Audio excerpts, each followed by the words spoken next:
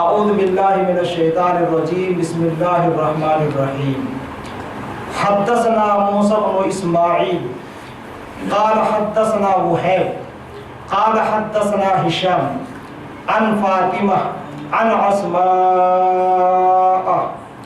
قالت اتیت عائشہ وہی تصلی فقلت ما شأن الناس فاشارت الى السماء فإذا الناس قیام الى آخرہ الحدیث۔ محترم رفقائے گرامی، بزرگوں، دوستوں، پیارے بچوں، پردہ نشین خواتین، عزت مائیں اور بہنیں، السلام علیکم ورحمۃ اللہ وبرکاتہ۔ آج کی اس نشست میں اللہ کی توفیق اور اس کی مدد سے بخاری شریف کی ایک حدیث انشاءاللہ پیش کی جائے گی۔ اس حدیث شریف میں بہت ساری باتیں ہیں اور دو طرفہ باتیں ہیں۔ کچھ باتیں اس کی سند میں ہیں اور کچھ باتیں اس کے متن میں ہیں، یعنی حضور صلی اللہ علیہ وسلم نے جو نصیحتیں فرمائیں وہ الگ ہیں، اس حدیث کو جنہوں نے بیان کیا ان کی باتیں الگ ہیں۔ تو حضور کی جو وصیتیں نصیحتیں ہیں وہ ہم بعد میں پڑھیں گے، پہلے اس حدیث کو کنہوں نے روایت کیا اس بارے میں ہم بات کریں گے۔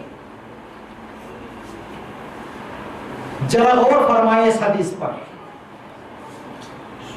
اس حدیث کی راویہ صحابیہ ہے، اس صحابیہ کا نام حضرت اسماء بنت ابی بکر صدیق رضی اللہ تعالی۔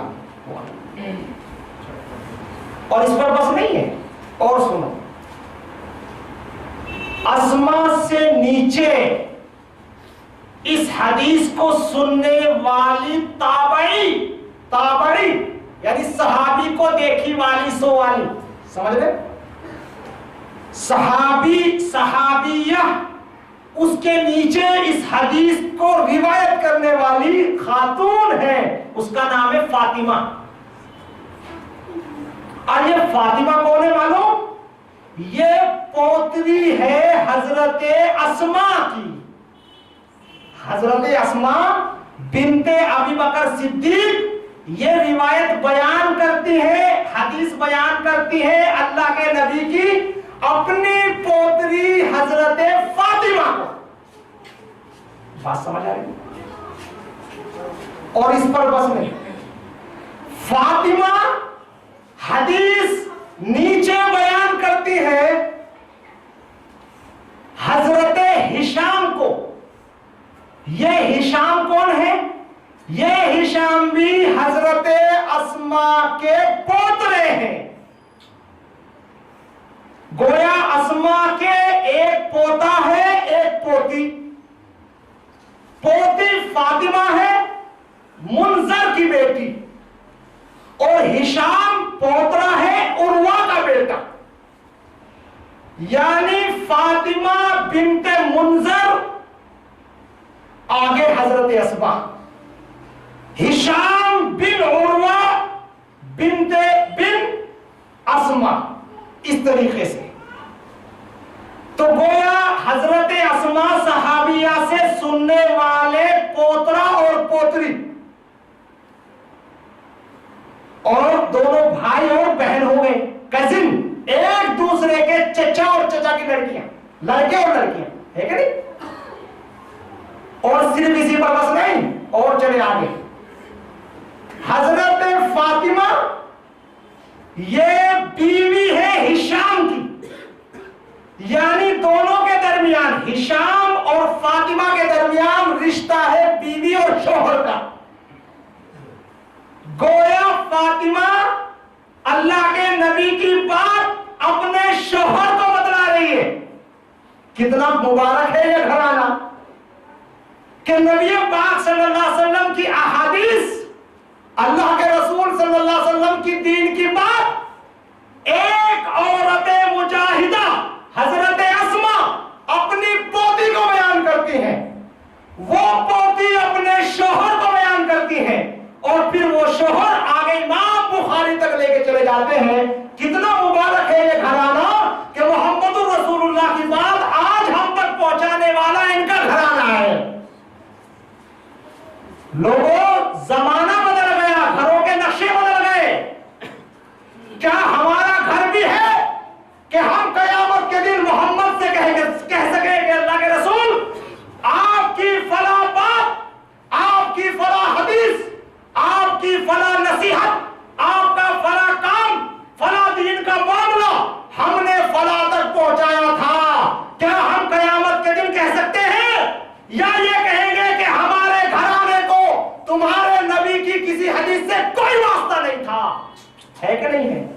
اسی پوزیشن میں ہیں ہم. وہی پوزیشن ہے ہماری کہ ہم اتنے بے بہرا ہیں قرآن سے, احادیث سے, کہ اللہ اکبر, بے انتہا بہرا. اس لیے دوستو ایسا گھر بناؤ کہ شوہر بیوی کو سکھائے, بیوی شوہر کو سکھائے, باپ اولاد کو سکھائے, اولاد باپ کو سکھائے. اس طرح کا دینی ماحول اپنے گھر کے اندر پیدا کرو. اور رب ذوالجلال کی قسم, ہمارے گھروں میں مال آ سکتا ہے, دولت آ سکتی ہے, سرمایہ آ سکتا ہے, ہر شے آ سکتی ہے, لیکن خوشیاں اور اطمینان اور چین اور سکون کبھی نہیں آ سکتا. کیوں؟ اس لیے کہ رحمت, مودت, پیار, رحمت, یہ سارا قلب سکون یہ اللہ کے نبی کے دین میں ہے, اور وہ ہمارے گھروں میں نہیں ہے, جس کی وجہ سے ہم آفت کا شکار ہیں. کتنا مبارک ہے یہ گھرانہ. حضرت اسماء بنت ابی بکر صدیق رضی اللہ تعالی عنہما کون ہے, کس کی بیٹی ہے؟ کائنات میں بعد الرسول, انبیاء رسولوں کے بعد حضرت ابو بکر صدیق رضی اللہ تعالی عنہ سے آدم سے لے کے قیامت تک کوئی پیدا ایسا آدمی ہو سکتا؟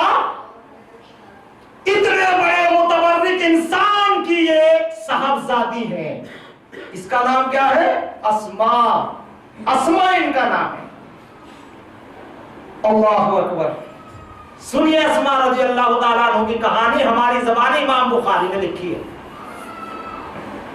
گزشتہ بھائی چونک گئے تھے کہ مولانا کہاں پہنچ گئے, وہ سب کچھ کیوں کھویا گیا. بتاؤ ایک بات, اگر آپ اپنے استاد کو یاد رکھیں گے, اس کے لیے دعائیں کریں گے, اس کی ایک محفل منعقد کر کے اس کے حالات زندگی بتلائیں گے, اس کے لیے دعائیں کریں گے, اس کا نام رحمت اللہ علیہ کے ساتھ لیں گے, تو اس کے منہ سے نکلا ہوا کلام اور استاد کے قلم سے لکھا ہوا فرمان, یہ دونوں چیزیں یاد بھی ہوں گی, عمل میں بھی آئیں گی. اگر ایسا نہ ہوا تو علم بھی نہیں آئے گا, عمل بھی نہیں ہوگا. تو ہم نے گزشتہ بخاری شریف امام بخاری کے حوالے سے چند باتیں بتلائی تھی تاکہ لوگ امام بخاری کے مقام اور مرتبے کو جان لیں اور ان کے لیے دعائیں مغفرت کریں. لیکن لوگ دل ملا اٹھے, شور ہو گیا, مشورے شروع ہو گئے, جیسا کہ سامنے والا بالکل اناڑی ہے, اس کو کچھ نہیں پتا, چلو اس کو مشورہ دے دیتے تاکہ ہمارے مشورے پر عمل کر کے لوگوں کو زندہ کرے. استغفراللہ. میں نہیں جانتا تمہیں, میں نہیں جانتا آپ کو کہ آپ کتنے صلاحیت والے ہیں, میری بات آپ سمجھتے ہیں نہیں سمجھتے ہیں, میں آپ کو سمجھا سکتا ہوں نہیں سمجھا سکتا ہوں, یا آپ کو کیا چاہیے, میں نے آپ نے کیا دینا ہے, مجھے اس کا نہیں پتا, مجھے مشوروں کی زیادہ ضرورت. آئیے امام بخاری نے لکھی رضوان کی زبانی اسماء کی کہانی محمد رسول اللہ صلی اللہ علیہ وسلم. سنیے ذرا, کون ہے حضرت اسماء؟ یہ وہ خاتون ہے رضی اللہ تعالی عنہ جو محمد رسول اللہ صلی اللہ علیہ وسلم پر سب سے پہلے ایمان لاتی ہیں.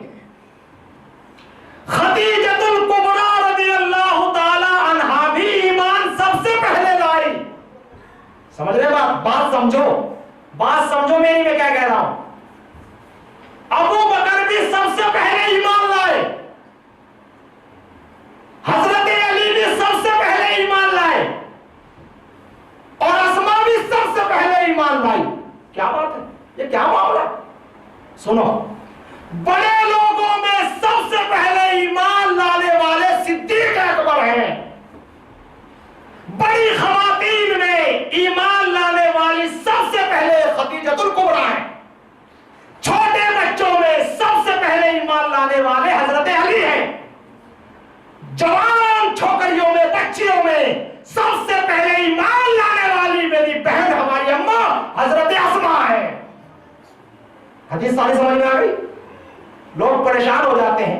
और एक हदीस में लिखा है कि अबू बकर पहले ईमान लाए, एक हदीस में लिखा है अस्मा पहले ईमान लाए, एक हदीस में लिखा है कि अली पहले ईमान लाए, एक हदीस में लिखा है फलानी पहले ईमान लाए। ये क्या माजरा है? आदमी जो है सर में गुजारा लगता है, ये क्या बात?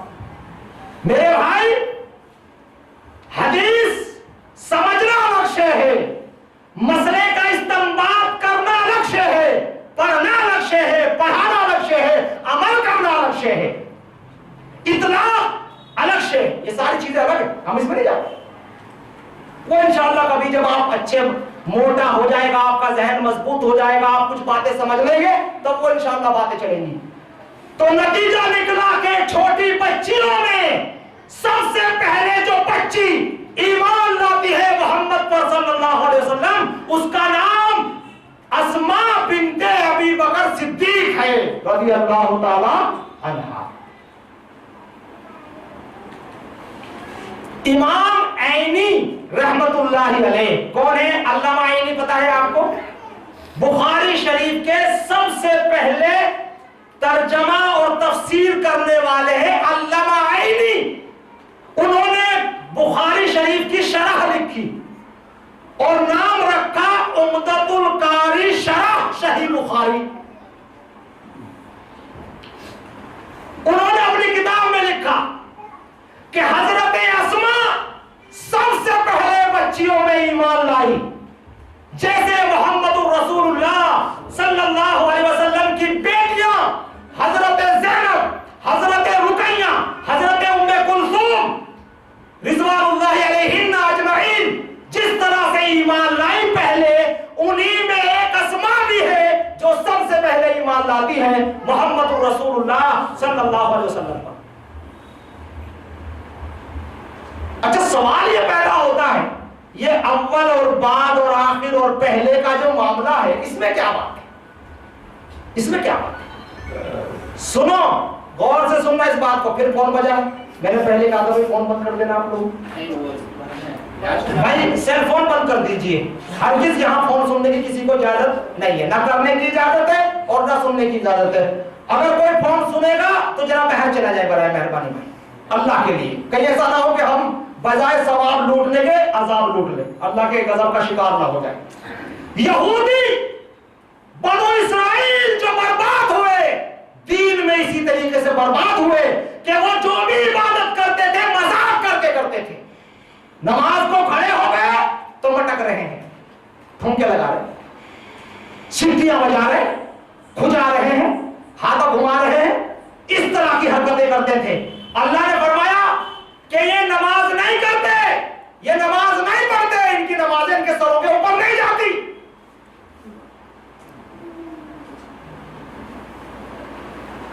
अल्लाह ने फरमाया कि लोगों, दीन में मजाक नहीं, दीन में इस्तिहजा नहीं, दीन अदब का नाम है, सराबा अदब का नाम है।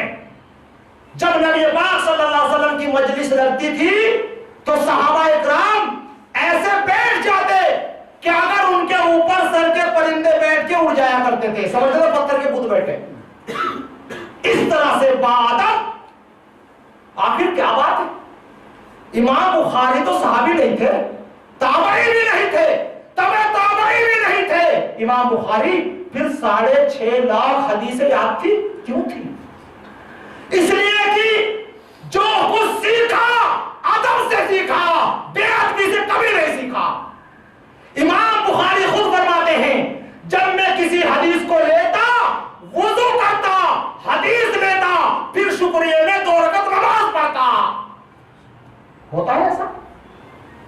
یہاں تو پورا قرآن بغیر وضو پہ گھما دیتے ہیں.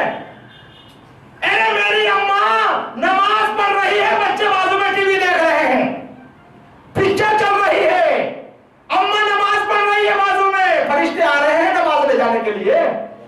شیطان آئے گا نماز میں جانے کے لیے، فرشتے نہیں آئیں گے اماں. ہاں فرشتے نہیں آئیں گے. استغفر اللہ استغفر اللہ. یہ افسانے، یہ یہودیوں کا دین، یہ بے ادبی، یہ گستاخی، یہ استہزاء کس کے ساتھ؟ اللہ کے قرآن کے ساتھ، نبی کے فرمان کے ساتھ. ادب ختم، لحاظ ختم، بے ادبی شروع. اللہ کہیں آسمان سے عذاب نازل نہ کر دے، اور عذاب تو نازل ہو رہے. معافی مانگنے کی ضرورت ہے، توبہ کرنے کی ضرورت ہے. تو یہ پہل کا جو معاملہ ہے، پہلا اس میں بہت بڑا معاملہ ہے. نبی پاک صلی اللہ علیہ وسلم نے ارشاد فرمایا، جو شخص کسی بھی دین کے معاملے میں پہل کرے گا، اللہ تعالیٰ اسے جنت میں بھی سب سے پہلے داخل کرے گا. کیا فرمایا؟ جو نیک کام کرنے میں کیا کرے گا؟ بولو، پہل کرے گا، کیا ہوگا؟ اللہ تعالیٰ اس کو